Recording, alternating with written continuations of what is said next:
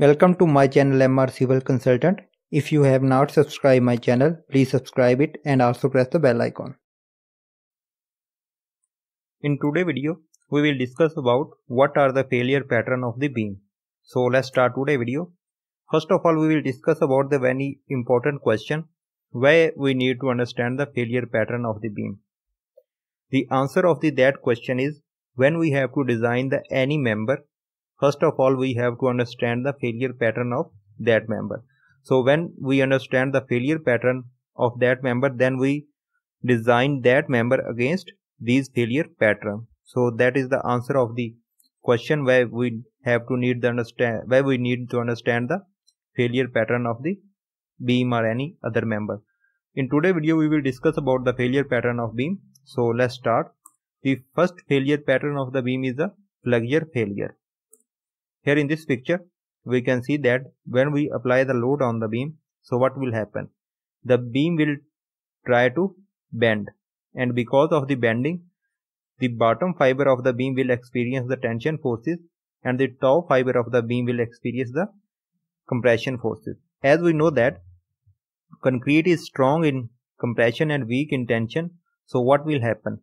The cracks will be generated at the bottom fiber of the beam. So we have to design the beam against these tension forces that generated at the bottom. For that we have to design the reinforcement at the bottom of the steel. So that is the flexure failure. The next failure pattern will be the shear failure.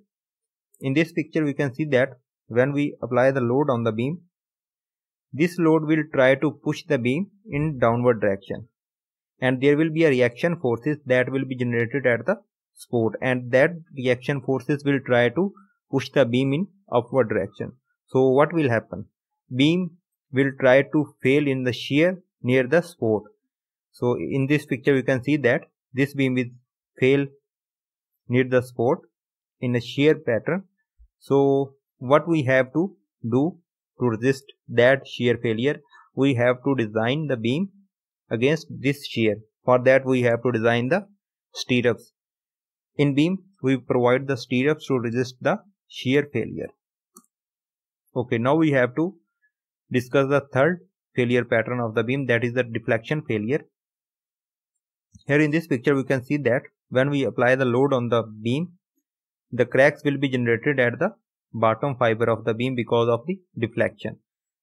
If the deflection is not more, if the deflection is less than the allowable limits, then there will be no problem. But if the deflection exceeds the allowable limits that are given in different codes, in ACI code or in Indian code, so what will happen? The cracks will be generated, and because of these cracks the serviceability of the structure will be affected, and these cracks will also affect the strength of the structure. So we have to resist these cracks or deflection. So the question is there, why we can the question is there, how we can control the deflection. We can control the deflection by providing the stay reinforcement, or also we can control the cracks by give the more depth to the beam. There are other different ways by adopting that we can control the cracks. So that is all about today's video. Thank you for watching.